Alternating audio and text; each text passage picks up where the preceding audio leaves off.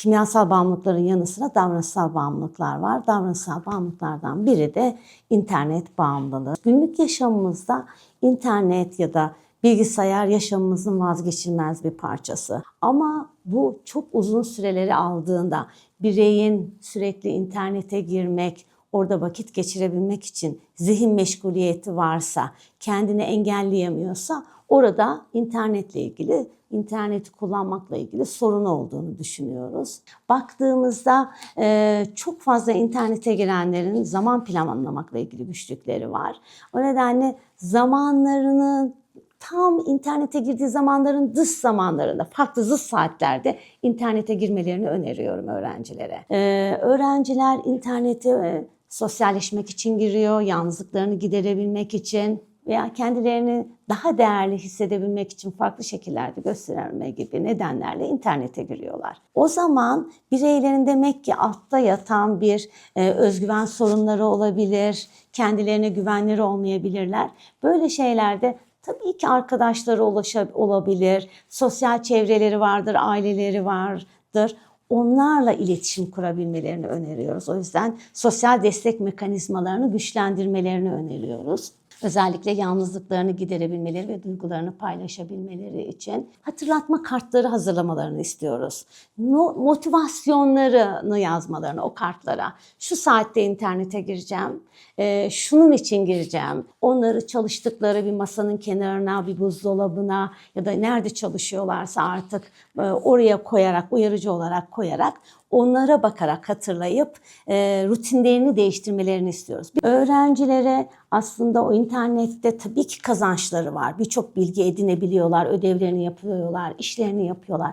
Ama onun dışında başka insanlarla bir arada olmak, aileyle olmak, hobilerini geliştireceği etkinliklere katılmak, bunlar da çok değerli.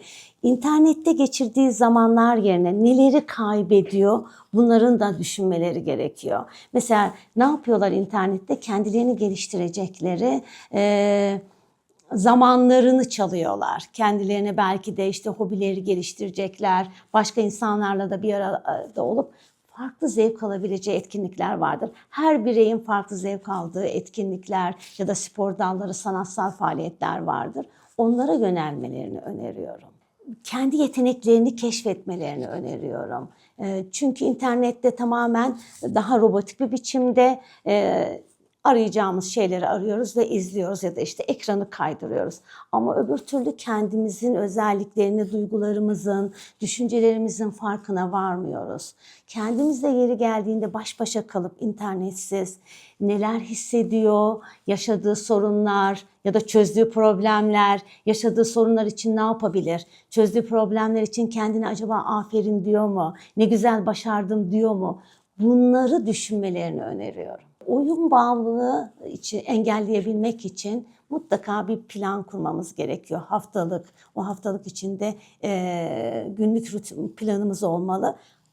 Kaç saat oyun oynamak için süre ayırıyoruz? Yapılan çalışmalarda bu sürenin en fazla 2 saat olmasını söylüyor.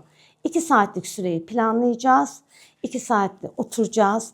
Daha oyuna başlamadan önce 10 dakika o bilgisayarın başında ya da cep telefonun başında duracağız.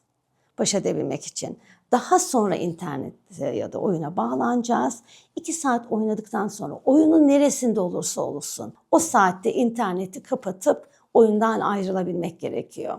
Ancak bu şekilde sınırlandırarak internetten oyun bağımlılığıyla baş edebiliriz. Gençlere bu becerilerini geliştirmelerini öneriyorum.